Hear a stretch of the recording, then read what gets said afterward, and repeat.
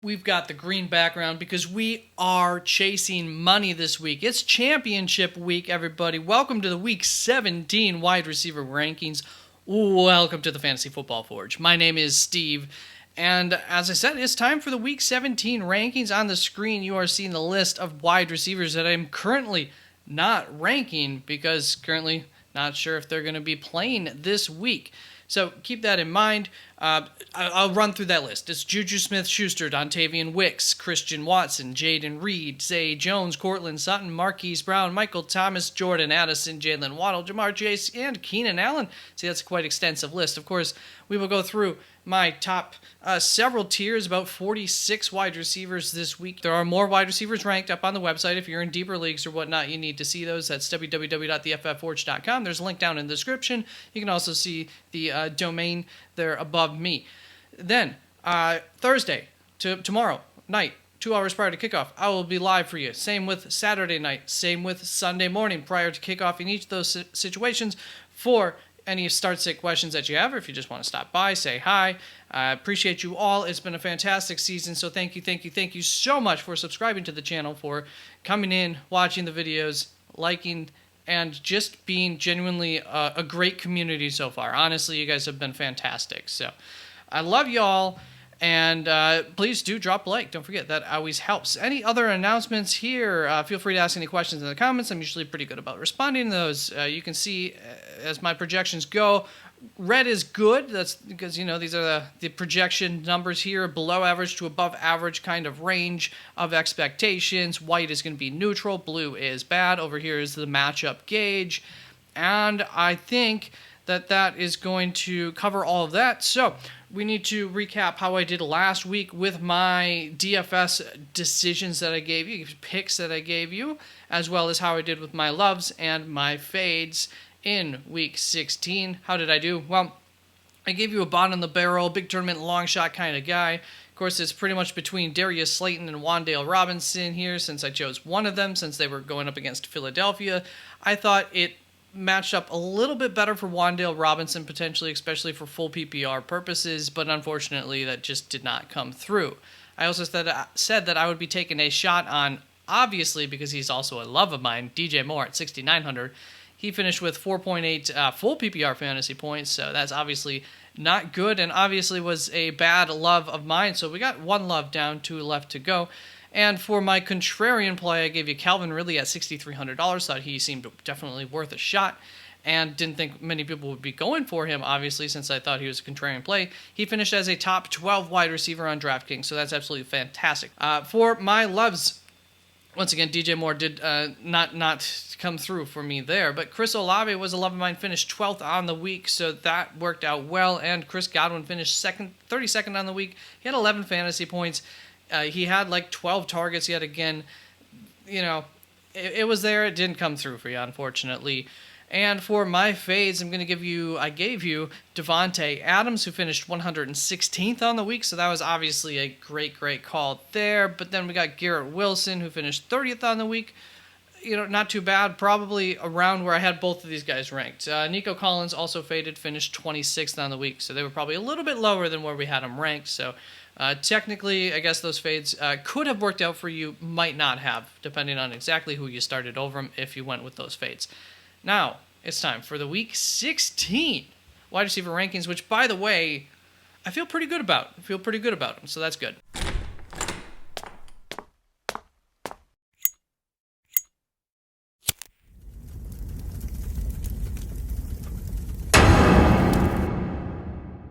And welcome back, and now on the screen you are seeing my top 10 wide receivers, my first tier, the must-starts. We're not trying to get too cute this week between the matchups and these guys' production on the season. You're starting these guys. I could have broken this into 2 tiers. The top 5 there you can just see based on the coloring of the projections there, and maybe wide receiver 6 through 10 there as a secondary tier. But ultimately, I just felt like 6 through 10 were still must-starts, and you see the ceiling on Deebo Samuel this week going up against Washington, and that was really the connecting tissue that just was like, okay, we'll just make this a nice big tier. And then we do have several smaller tight tiers ahead and one big tier, so yeah, let's look ahead here to this next tier, which is just 2 wide receivers. It's Rashee Rice and Michael Pittman Jr. Didn't quite, I don't quite have the faith in them that I do in those top 10. It's very close between like Puka Nacua, for instance, and Rashee Rice, but that was my cutoff. Still, probably in, darn close to must-start territory here, but I understand an argument against that. Ultimately, for these two, Michael Pittman has an asterisk next to his name because he is still in concussion protocol, but also I just really wouldn't think about starting these third tier guys over these two. I feel pretty darn comfortable with these two, so let's move on to that third tier, which looks like it's going to start off with a fade. A very obvious one in Stephon Diggs, I am sure, but yeah, this is one of those longer tiers going from my wide receiver 13 through 24. And when looking at Stephon Diggs all the way down to DeAndre Hopkins in this tier, I would not argue against you starting any of those guys over Diggs. Heck, I could hardly argue against you starting like Nico Collins over Diggs, although we'll see with the quarterback situation. We'll get to Nico Collins. But still, I'm not necessarily advocating for that. I'm not going out of my way to start Stephon Diggs this week, nor am I going out of my way to sit him. Just kind of, I don't know. If you own him, you probably don't feel confident in him. You probably want to start somebody over him. I'm just trying not to quite advocate for that. He has been fantastic on the season. You can still see he still projects really, really well. But 5 out of the last 6 games for Diggs have been bad, have been disappointments. So sitting him is going to be your call. It's on you. I'm fading him to help to give you some of that faith to maybe do that. But if you come in and you ask me later on in the week, should I start Stephon Diggs or Zay Flowers, you're almost certainly going to get a Stephon Diggs from me. You might get some frowny faces, some extra, as much as I don't trust it. But there were guys last week that I said that about that came through for you. So that's just sometimes the route that you have to go, especially when the championship's on the line. I don't want Stephon Diggs going off on my bench, but also he is hard to trust right now. New England is a plus wide receiver matchup, so that is working in his favor this week. And let's move on to DK Metcalf and Devonta Smith here. Next up in this tier, both of them are in average matchups, nothing fantastic working in their favors this week, going up against Pittsburgh, Arizona. Nothing to be afraid of, nothing to write home about either for their matchups, so that's just kind of where they land them here, because then that follows up with DJ Moore, who did fall behind them a little ways due to the matchup going up against Atlanta. It's a very bad wide receiver matchup. A couple things working in favor for him, or at least one here. Darnell Mooney is in concussion protocol. You would think that that might help a little bit. Probably not a whole lot, but might get 1 or 2 more targets his way. Might put him on a deep route, whereas normally Darnell Mooney might have gone on that route in a play. So, just 1 or 2 more opportunities, maybe a little bit a deeper depth of route here and there throughout the game. I would have a very tough time sitting DJ Moore due to his ultimate ceiling, but there is concern for him going up against Atlanta this week. Then Davante Adams, I think, is a safer play than DJ Moore, but at the same time, is he? I think yes, and here's why, but it is very close. 4 out of the past 6 weeks, Davante Adams has had 10 targets, 12 targets, 13 targets. Not in that order, just throughout the past 4 weeks. He's had 10-plus targets 4 of those times, and 3 of those times were 12-plus targets. So that's nothing to sniffle at. The issue is how many of those does he catch, because of the quarterback throwing to him is always, an issue. Indianapolis, not a fantastic matchup that we're targeting or anything like that for receivers, so that's where Devontae just kind of ends up. Then we've got Cooper Kupp here in a very good matchup. Unfortunately, he just hasn't been as good as some of these guys on the season, been a little bit disappointing.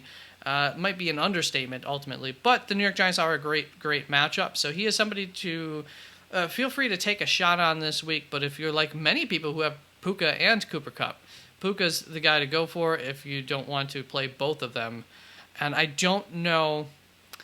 I guess there's probably enough room for both of them to have big weeks against the New York Giants, but you also might want to spread, your seed a little bit further. Depends on the rest of your roster and who your opponent is ultimately.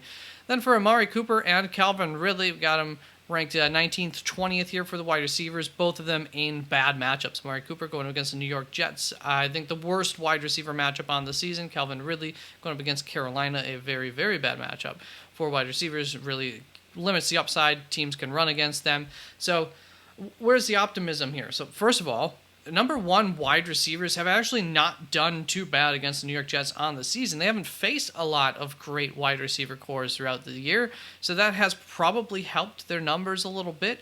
So there's the optimism. I think you can have a little bit of faith starting Amari Cooper, and part of the reason is that the Jets don't shadow with Sauce Gardner against opposing wide receivers, so you can get better matchups for Amari Cooper than Sauce Gardner, especially if you're someone who wasn't aware of that. That's not a concern. As for Calvin Ridley, the expectation would be the running game can get going against Carolina. That limits the passing attack. But much like last week, I think there is a silver lining here. The running game for Jacksonville, ETN, it hasn't been fantastic. It can struggle. And so maybe, just maybe, it also isn't that great against Carolina. We at least see a normal amount of passing for Jacksonville instead of a run-heavy, go this week. And much like last week, that was the silver lining for the Green Bay quarterback and the receivers. Several of them did all right. That would be the hope here for Calvin Ridley, who, while Christian Kirk has been out, has been getting targeted very heavily, and that's why I've continuously had him ranked higher than the ECR here. So, yeah. Came through for you last week. Hopefully it can happen again. Zay Flowers at wide receiver 21. Baltimore needs to throw a lot for Zay to have a big game, and they're going up against Miami. This is the type of game where we would expect that Baltimore will have to throw more than they do on average. DeAndre Hopkins in at wide receiver 22, going up against the Houston Texans, who just got torched by wide receivers last week. On the season, they're not such a great wide receiver matchup. However, I'm going to take the shot on DeAndre Hopkins this week for a championship. I would hate to see him blow up against Houston on the other side of the ball there in what could be a bigger game. Then Nico Collins in at wide receiver 23. He did solid last week with the quarterbacks that he had, which, wasn't a great quarterback play. But if Stroud returns, he's going to be flying up the rankings from here. Tennessee is a good wide receiver matchup. And honestly, where am I moving him up to? I could see myself moving him all the way up ahead of Stephon Diggs, probably kind of still in this tier, though, not quite in competition with Mike Pittman or Rasheed Rice, but very much close to right in that area. And at the very least, I know I'd just be going up again higher than Amari Cooper, even though I did, express some reasons why we aren't maybe too concerned about Amari Cooper this week. We still are concerned about that. So that's Nico Collins is a love of the week for me this week, most especially if he gets his quarterback. Actually, really only if he gets his quarterback back. And it is looking like C.J. Stroud is progressing through his concussion protocol, so it's looking like that's very possible at this point in time based on the most recent news that I have available to me. Chris Godwin wraps this tier up at wide receiver 24, and why am I showing other tiers and stuff? I don't know what happened there. So Chris Godwin, last 3 weeks, he's had 11 targets, 12 targets, and 11 targets. That's absolutely fantastic. That's 11 and a half targets on average. More than that, like 11.75 targets, 11.66 targets, one or the other. And, on the season, he's averaged 7.9 targets per game, which includes those 3 games in that sample set. So, even less than that outside of those 3 weeks. And so I'm going to take a shot on this recent resurgence of finding Chris Godwin a spot in this offense. Against New Orleans, not the best matchup, but I do like the floor at least there with that target load that he's been getting. Then my fourth tier, which you've already seen for whatever reason there, was wide receivers 25 through 27. It's T. Higgins, Garrett Wilson, Terry McLaurin. We got 2 fades, 1 love in this tier.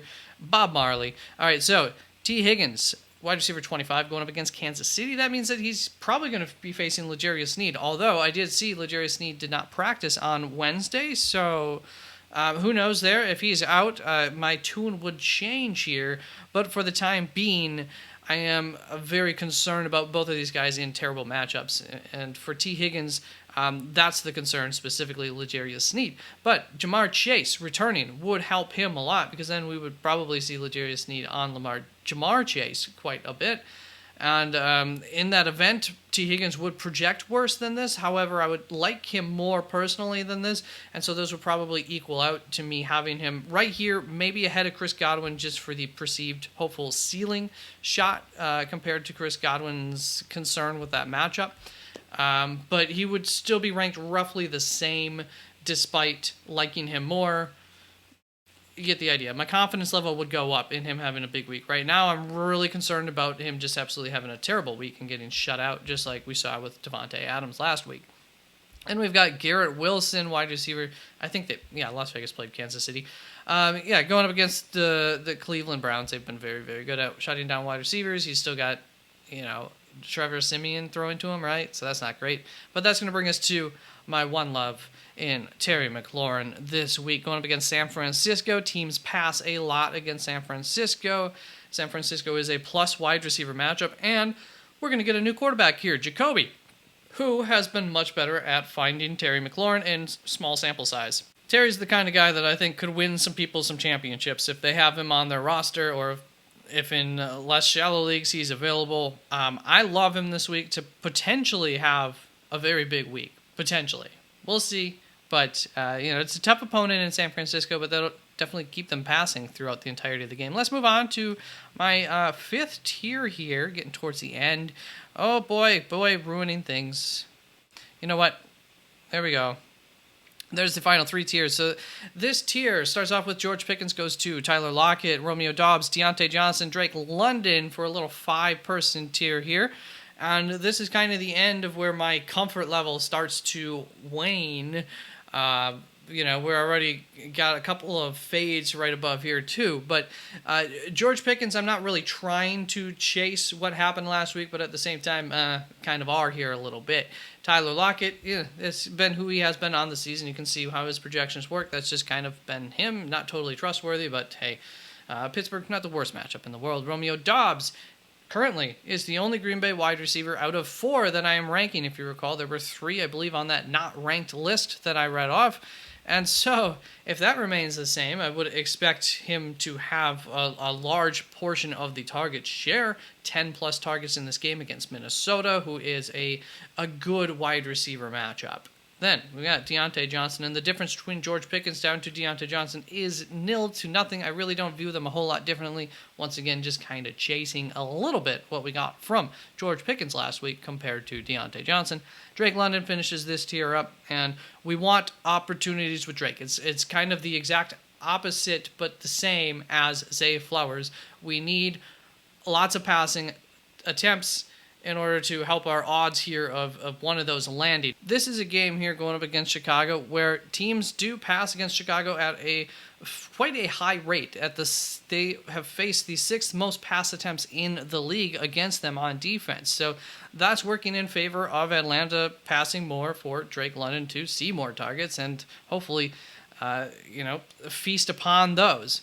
The issue here is I don't know how much he actually feasts in this matchup. I won't call it a home run, slam dunk, perfect matchup for Drake London, and that is because even though they get targeted a lot of those targets tend to be lower ADOT type of targets. They have they're on the lower end for the average yards per completion statistic. So that doesn't give me the most hope for Drake London, but at the same time, I'm not going to be too shy about starting him this week if the board dictates that I do. Then we've got this little tier here, another little one with Adam Thielen, Rashid Shaheed, Gabe Davis from wide receivers 33 through 35. And it just depends, what do I want? Do I want the safer floor? Well, Adam Thielen going up against Jacksonville based on some of what he's done this season is not a safe floor, but it is a higher floor than Rashid Shaheed, Gabe Davis. Like that a fair bit.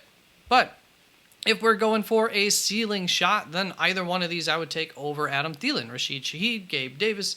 Rashid Shaheed going up against Tampa Bay, Gabe Davis going against New England, both good matchups. I like Rashid just a little bit more than Gabe Davis, just due to the slightly better floor. I think that he does have a little less chance of absolutely busting, even if they don't absolutely go off and have a ceiling game. That's why I like Rashid Shaheed more than Gabe Davis. That brings us to this final tier from wide receiver 36 all the way down to 45, and this is where we've really hit the point where I'm, after this, at this point already, I'm hoping I don't have to be relying on these guys. Like Gabe Davis, Rashid Shaheed, at least I have some hope. Adam Thielen, at least I think we might be able to get another solid, decent floor game from him, hopefully. And once we get to these guys, I'm really waning on that hope. Jacoby Myers, he's been decent at times this season. It's not really a matchup like last week where we're thinking, oh, Devontae Adams is going to get absolutely shut down. It's not a fantastic wide receiver matchup either. So ultimately, Jacoby Myers is just kind of who he is this week. Not too excited, not too down on it, but hopefully I don't have to rely on that. Same with Josh Palmer going up against Denver. They've been very good against wide receivers as of late, but the targets could come his way throughout the game and eventually build up to a decent game for him. Demarcus Robinson has been great as of late going up against the New York Giants. It's a good wide receiver matchup as well, so there you go. I don't want to bank on that, but hey, there's some optimism to be had there. Same with Brandon Cooks going up against Detroit. It's a good matchup. There is some optimism for a ceiling type of game for him.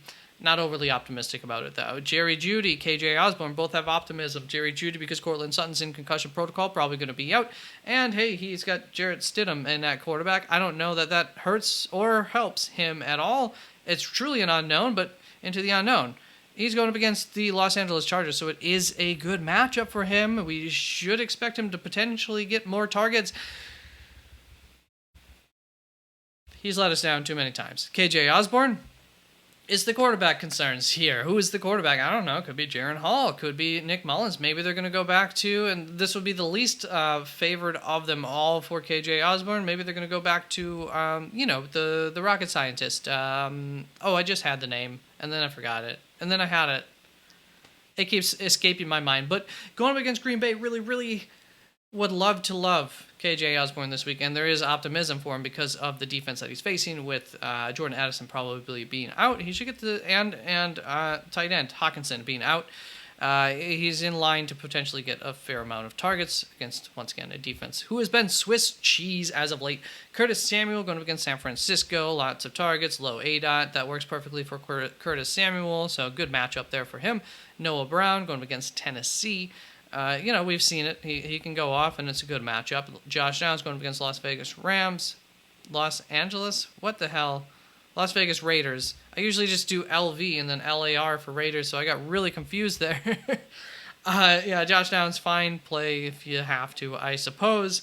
And there is a slight chance yet this week that he could be moving up if Michael Pittman does not clear concussion protocol. And then JSN, this has kind of been who he's been throughout the season. I really don't want to rely upon it, but hey, he projects all right, projects along with these guys as well. There we go. Let's get on to my DFS picks of the week. All right, it's been a longer video, so I'll fly right through these. Bottom of the barrel, big tournament long shot for you at wide receiver. Going to be DJ Shark at 3,600 DK bucks. The matchup favors him more so than Adam Thielen in terms of the playstyle. The average depth of target favors his playstyle compared to Adam Thielen, much like what I was talking about with Drake London, where they allow a lot of receptions, blah, blah, blah. As far as who I'm taking a shot on, going to be if CJ Stroud returns, I love Nico Collins at $7,200 to potentially just have a big day and maybe won't get utilized a whole lot. It's somewhat of a contrarian play. But if you're really looking for the contrarian play, especially if CJ Stroud does return this week, in that price range, around that $7,000, $7,400 price range for wide receivers, Amari Cooper also at $7,200 I think is your guy. Thank you very much for watching through to the end of the video. That also helps. And hey, I love you very much. Before I recorded, I had a way that I was going to outro the video. It was very funny. It was excellent. I don't know. Peace out.